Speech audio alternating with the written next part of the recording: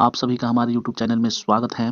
हम लेकर आए हैं आपके लिए सब्जेक्ट हिस्ट्री के एक बेहतरीन प्रश्न जो कि बहुत ही जानदार शानदार है। आपके एग्जाम में कई बार पूछा जा चुका है।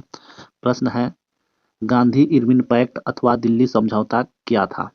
अथवा गांधी इरविन समझौता का वर्णन कीजिए या गांधी इरविन समझौता पर संक्षिप्त टिप्पणी लिखिए।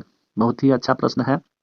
तो इस प्रश्न से संबंधित जितने भी इम्पोर्टेंट फैक्ट बन रहे हैं सबसे पहले उन्हें देखेंगे। क्योंकि इम्पोर्टेंट फैक्ट से आपके एग्जाम में ऑब्जेक्टिव प्रश्न आते हैं।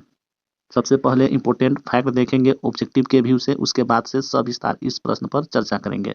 तो अभी तक आप हमारे चैनल से नहीं जुड़े हैं तो चैनल को सब्सक्राइब करके बेल आइकन ऑल पर प्रेस कर देंगे ताकि इसी तरह का वीडियो आपको समय समय पर मिलता रहे। तो आइए शुरू करते हैं इम्पोर्टेंट फैक्ट से। हमारा पहला इम्पोर्टेंट फैक्ट है, गांधी इरविन समझौता कब हुआ था? तो याद रखेंगे 5 मार्च 1931 ईस्वी को गांधी और इरविन के बीच, यानी कांग्रेस की ओर से महात्मा गांधी और अंग्रेजों की ओर से वायसराय इरविन ने इस समझौते पर हस्ताक्षर किया था।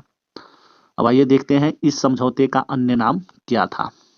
इसको याद रखेंगे, इस समझौते का अन्य नाम था दिल्ली समझौता। चूंकि यह समझौता दिल्ली में हुआ था इसलिए इसको दिल्ली समझौता या दिल्ली पैक्ट के नाम से भी जाना जाता है।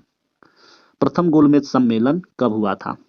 प्रथम गोलमेज सम्मेलन से ही यह समझौता रिलेटेड है। तो याद रखेंगे 12 नवंबर 1930 ईस्वी को प्रथम गोलमेज सम्मेलन हुआ था, लंदन में हुआ था, जिसमें कांग्रेस का एक भी प्रतिनिधि ने इस सम्मेलन में हिस्सा नहीं लिया था। अगला इंपॉर्टेंट फैक्ट है, तत्कालीन वायसराय कौन थे? तो लॉर्ड इरविन थे। याद रखेंगे उनका कालखंड 1926 से 1931 ईस्वी तक था। सविनय अवज्ञा आंदोलन स्थगित कब हुआ? यानी जब यह समझौता हुआ, दिल्ली समझौता या गांधी इरविन समझौता, तब सविनय अवज्ञा आंदोलन को स्थगित कर दिया गया, जो कि महात्मा गांधी जी के द्वारा संपूर्ण भारत में अंग्रेजों के खिलाफ चलाया जा रहा एक विनय पूर्वक अवहेलना यानी अवज्ञा आंदोलन था, जो 4 या 5 मार्च 1931 ईस्वी को रोक दिया गया, स्थगित कर दिया गया। अब महत्वपूर्ण प्रश्न यहाँ से पूछ लिया जाता है कि दो महात्माओं का मिलन किसने कहा? अर्थात गांधी इरविन समझौता को दो महात्माओं का मिलन किस व्यक्ति ने कहा, यानी किसने कहा? तो याद रखेंगे कि सरोजिनी नायडू ने कहा, जो कि भारत की प्रथम महिला राज्यपाल थी। उसी ने इस समझौता को दो महात्माओं का मिलन कहा है। आइए आगे देखते हैं। हमारा अगला महत्वपूर्ण तथ्य है, गांधी इरविन समझौता का विरोध किसने किया? गांधी इरविन समझौता का विरोध किसने किया? तो आप याद रखेंगे सुभाष चंद्र बोस ने किया, यानी सुभाष चंद्र बोस के द्वारा इस समझौते का विरोध किया गया। अब फिर प्रश्न आता है कि इस समझौते की आलोचना क्यों की गई, यानी यह समझौता आलोचना का पात्र बना, क्यों? तो भगत सिंह, राजगुरु और सुखदेव को बचाने में यह समझौता असमर्थ रहा। कहा जाता है कि अगर महात्मा गांधी अगर चाहते तो लॉर्ड इरविन से आग्रह करके या इस समझौते के तहत उनको फांसी के फंदे से बचा सकते थे, लेकिन ऐसा नहीं किया गया। इसलिए इस समझौते का विरोध माने आलोचना की जाती है। तो यह था हमारा इंपॉर्टेंट फैक्ट जो आपके एग्जाम में सब ऑब्जेक्टिव के रूप में पूछ लिए जाते हैं। आइए इस प्रश्न पर डिटेल से बात करते हैं। 5 मार्च 1931 को लंदन द्वितीय गोलमेज सम्मेलन के पूर्व, अर्थात प्रथम गोलमेज सम्मेलन 12 नवंबर 1930 ईस्वी को हुआ, तब उसमें कांग्रेस का एक भी प्रतिनिधियों ने भाग नहीं लिया था। तो दूसरा जब गोलमेज सम्मेलन होने वाला था 1931 में, उससे पहले महात्मा गांधी और तत्कालीन वायसराय लॉर्ड इरविन के बीच एक राजनीतिक समझौता हुआ, जिसे गांधी इरविन समझौता कहते हैं। इसी को गांधी इरविन समझौता कहा जाता है। इसे दिल्ली पैक्ट या दिल्ली समझौता भी कहा जाता है। पैक्ट मीन्स होता है समझौता, चूंकि यह समझौता दिल्ली में हुआ था इसलिए इस समझौता का नाम दिल्ली समझौता भी रखा जाता है। इसके बाद गांधी जी ने सविनय अवज्ञा आंदोलन को स्थगित कर दिया, जो भारत में बहुत ही व्यापक पैमाने पर सविनय अवज्ञा आंदोलन अंग्रेजों के खिलाफ चलाया जा रहा था, उसको बंद करना पड़ा।